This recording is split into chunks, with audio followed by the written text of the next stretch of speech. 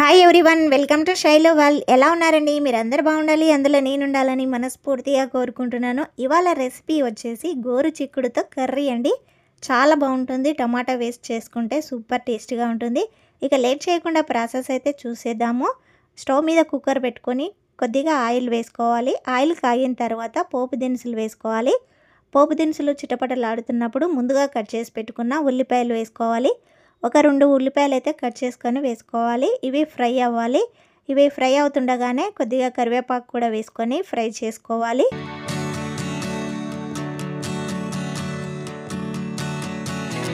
ఈ ఉల్లిపాయలు కాస్త మగ్గిన తర్వాత ఇందులో అల్లం వెల్లుల్లి పేస్ట్ కూడా వేసుకొని ఫ్రై చేసుకోవాలి. పచ్చి స్మెల్ పోయేదాకా ఫ్రై చేయాలి ఆయిల్.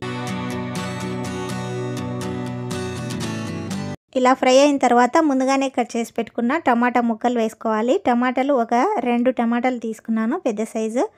ఇవి కూడా మగ్గించుకోవాలి ఆయిల్లో. మూత పెట్టి కాస్త మగ్గనివ్వాలి ఈ టమాటా పీసెస్. మూత తీసేసి మరొకసారి ఇలా కలుపుకోవాలి.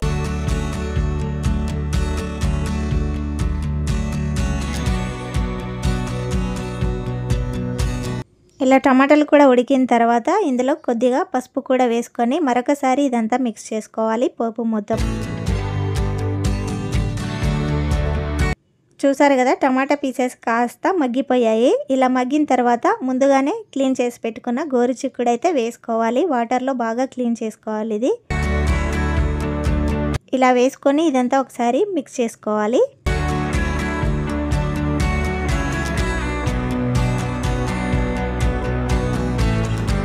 ఇలా కలిపిన తర్వాత దీనిపైన మూత పెట్టి మగ్గించుకోవాలి ఒక 2 నిమిషాలు.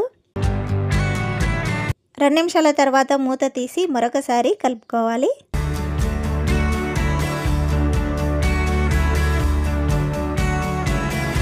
ఇప్పుడు ఇందులో టేస్ట్కి సరిపడా సాల్ట్, అదేవిధంగా ఎండుమిర్చి పౌడర్ కూడా వేసుకోవాలి. రెడ్ చిల్లీ పౌడరు మీ స్పైసీని బట్టి వేసుకోవాలి. ఇవి వేసుకొని ఇదంతా ఒకసారి కలుపుకోవాలి.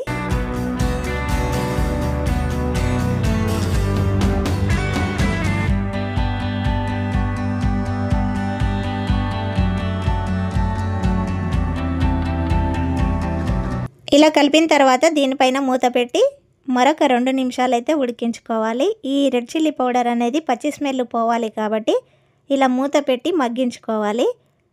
2 నిమిషాల తర్వాత మూత తీసి మరొకసారి ఇదంతా బాగా కలుపుకోవాలి.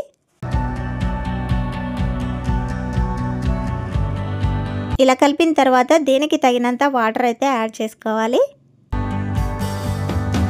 ఇలా వాటర్ పోసి ఇదంతా ఒకసారి కలుపుకోవాలి.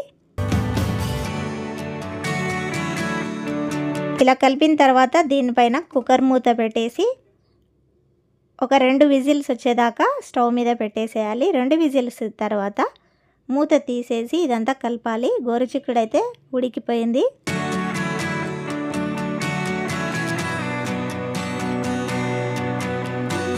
ఇప్పుడు ఇందులో కొబ్బరి పౌడరు ఒక 2 టేబుల్ స్పూన్ దాకా వేసుకోవాలి. వేసుకొని కలుపుకోవాలి.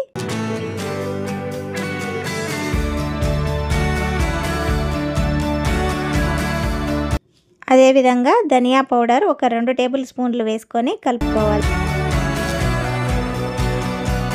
కొబ్బరి పౌడర్ ఇష్టం ఉన్న వాళ్ళు వేసుకోవచ్చు, లేదంటే స్కిప్ చేయొచ్చు.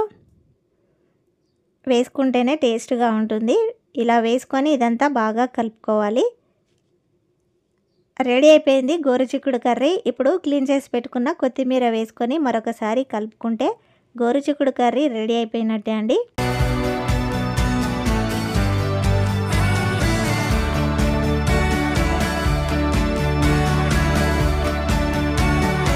ఇప్పుడు స్టవ్ ఆఫ్ చేసి వేరొక బౌల్లోకి తీసుకోవాలి. ఈ గోరు చిక్కుడు కర్రీ చాలా బాగుంటుంది టేస్ట్.